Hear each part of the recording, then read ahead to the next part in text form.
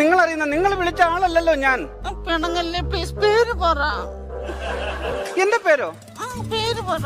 ഞാൻ ചോദിക്കുന്നുണ്ടെന്നും വിചാരിക്കരുത്. കുട്ടിയുടെ പേരെന്താണ്? എന്റെ പേരെന്നാ ചോദിക്കുന്നത്? എന്റെ പേര് എടാ വന്നു പോയാ വാണാലിപ്പിന്റെ പേരെന്നാ? മഞ്ജു. മഞ്ജു ആ മഞ്ജു.